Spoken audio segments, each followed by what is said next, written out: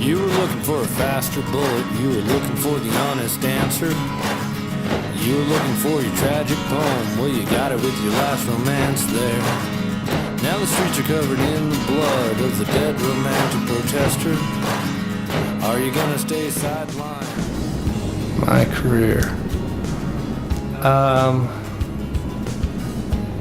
Well, I was running Cafe Roma at the time, and I had this friend Manny who was coming in. He was this gay kid who was, DJing around, and he was coming to my gigs at Champagne's.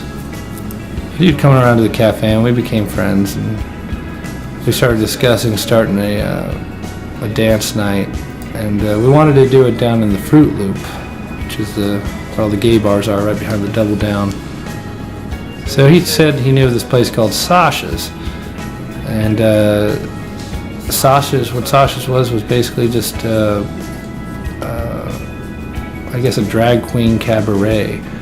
You get lots of transsexuals and drag queens, and at that time all they were doing were these, a drag queen would come out and lip sync to Cher and dance around, and they were looking for something else. And Manny, being the gay representative, walked in with me and kind of told them we wanted to try out this night where we did,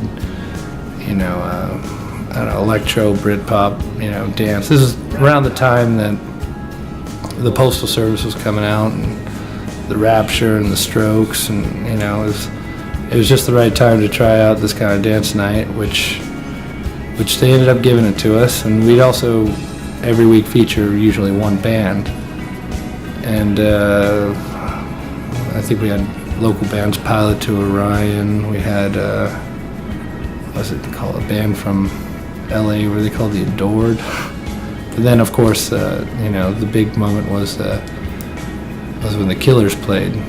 Now, what made this whole night kind of special was that it was 18 and over, and also tended to be frequented more by young, pretty girls, which made it appealing to me, and made it appealing to boys. But for some reason, guys didn't want to go in there because of what the place was the other 6 days of the week.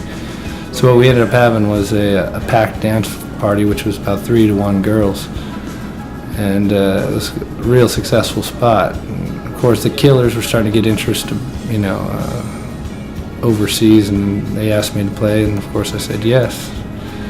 And that was one of the shows that ended up eventually getting them signed, was inside that place, which changed its name to Tramps at this point. And right around the time all that happened was around the time the cafe I was running kind of went under. And that's how I led into my quote-unquote career, and ended up getting hired by the Killers on my 25th birthday, February 25th, 2004.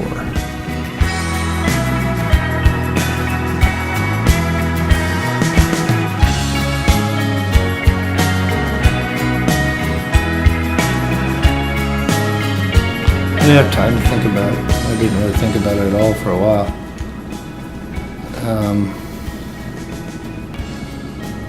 Like I said, I'd pretty much put my guitar away at the age of 20, and I was 25 now, so it wasn't until I started keeping journals, actually. It wasn't musical necessarily. It was just my own writing and then observation.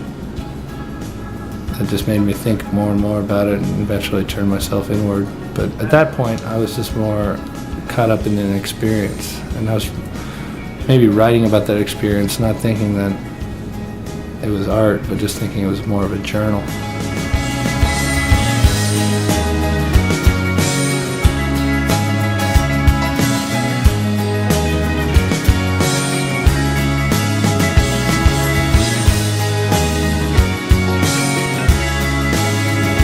Well, I didn't know what I was doing, that's for sure. And, to begin with, I was the tour manager.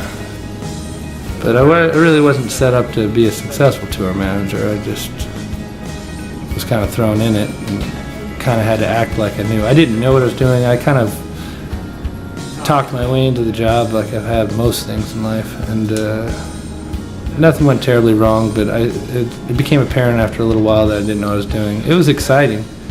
I was driving a van all across the country, and the band was starting to take off, and we're hot, and I think I put 30,000 miles on a van in the first 6 weeks of touring on that record. And by the last 2 weeks of that tour, that's when somebody told me it was coming out, and the band was starting to catch fire, and it was a very exciting time.